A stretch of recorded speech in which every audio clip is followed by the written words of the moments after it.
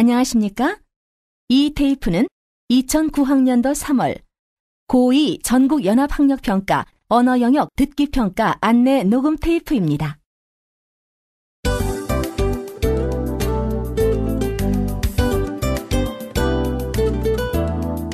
잠시 후 2009학년도 3월 고2 전국연합학력평가 1교시 언어영역 듣기평가 방송을 시작하겠습니다. 수험생 여러분은 편안한 마음으로 방송에 귀를 기울여 주시고 방송 담당 선생님께서는 스피커의 음량을 알맞게 조절해 주십시오.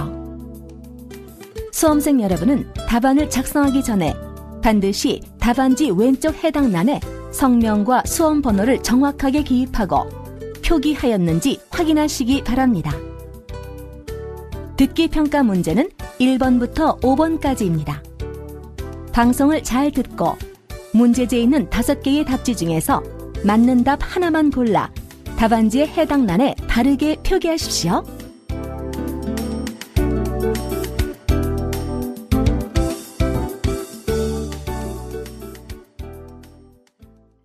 그러면 지금부터 1교시 언어영역 듣기평가를 시작하겠습니다.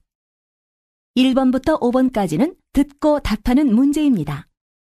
방송을 잘 듣고 답을 하시기 바랍니다. 듣는 내용은 한 번만 방송됩니다. 1번. 이제 여러분은 한 편의 이야기를 듣게 됩니다. 잘 듣고 물음에 답하십시오. 여러분 중에 발명왕 에디슨을 모르는 사람은 없을 것입니다. 에디슨은 그 이름만큼이나 유명한 유라도 많이 가지고 있죠. 이번 시간에는 그중 한 가지를 소개해드리고자 합니다. 에디슨이 67살 때 그의 실험실에서 큰 화재가 발생한 적이 있었습니다. 불길이 얼마나 거셌던지 그날 밤의 화재는 에디슨이 일생 동안 이루어놓은 결과물들을 한순간에 재로 만들어버렸습니다. 그러나 불길이 실험실을 집어삼키며 걷잡을 수 없이 타오르는 그때 에디슨은 결코 울부짖지 않았습니다. 다음 날 아침 폐허가 된 실험실을 둘러보며 에디슨은 이렇게 말했다고 하는군요. 안타깝긴 하지만 어젯밤 불은 내 모든 실수를 태워버린 셈이야.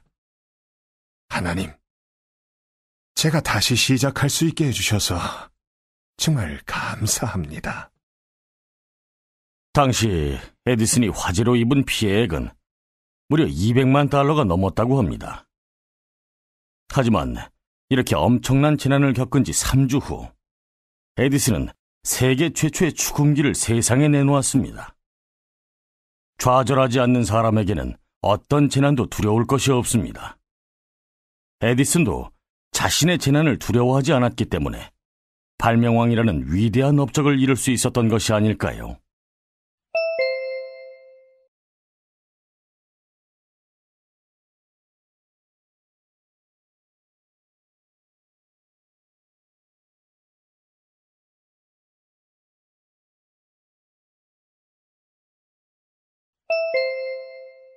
(2번) 이번에는 대화를 들려드립니다. 잘 듣고 물음에 답하십시오. 오선주, 생일이 며칠이었지? 어쩜 넌 친구라는 애가 해마다 생일을 꼭 내 입으로 말해줘야 하니?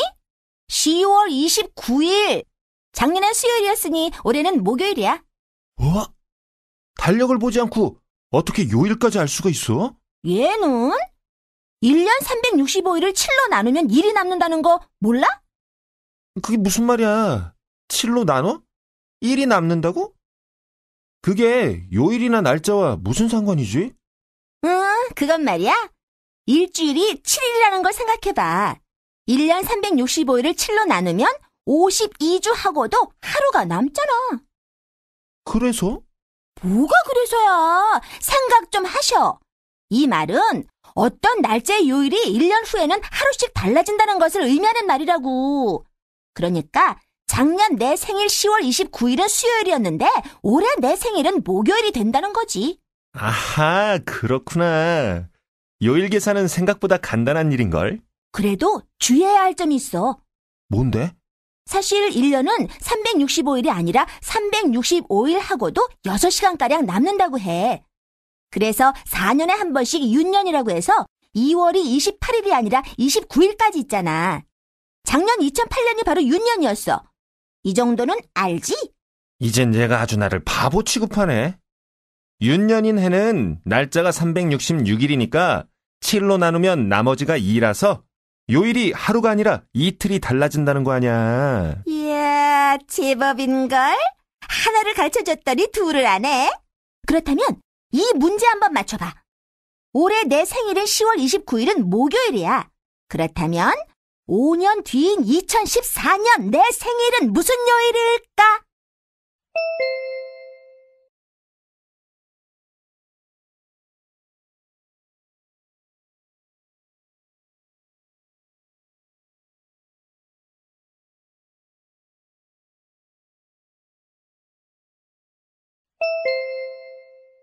삼 번.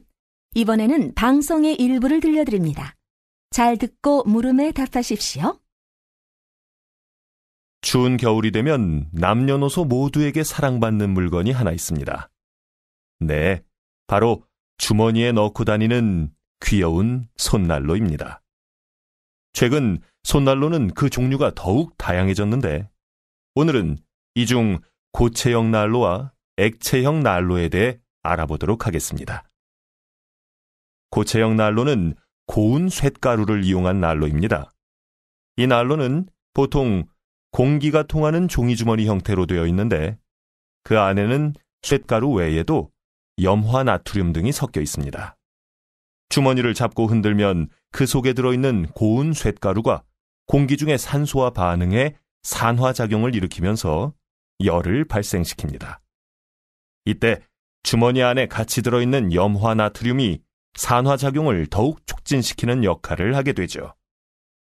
그런데 이렇게 산화된 쇳가루는 다시 사용할 수 없기 때문에 고체형 난로는 대부분 일회용입니다. 액체형 난로는 아세트산 나트륨을 이용한 난로입니다.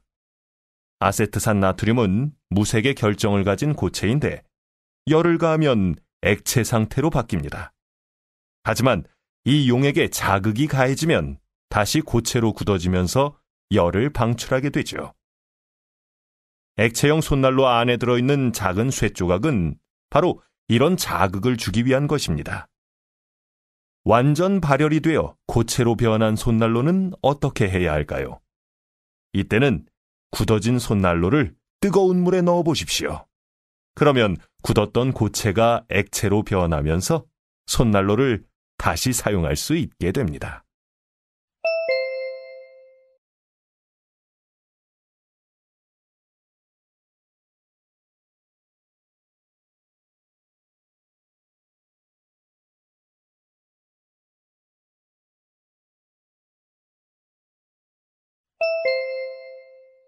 사 번, 5번. 이번에는 선생님과 학생의 대화를 듣게 됩니다. 잘 듣고 4번과 5번 두 물음에 답하십시오. 선생님, 회의를 할 때 동의라는 절차가 있죠? 그것은 나는 철수의 의견에 동의한다라고 할 때 동의와는 다른 건가요? 야, 우리 재호가 반장이 되더니 회의 절차부터 공부하는구나. 정말 기특한걸? 그래, 재호가 알고 있는 대로 동의는 회의 절차 중에 하나야. 회의를 할 때 예정에는 없었지만 회의에 붙이고자 하는 의견이 생길 때가 있잖니? 이때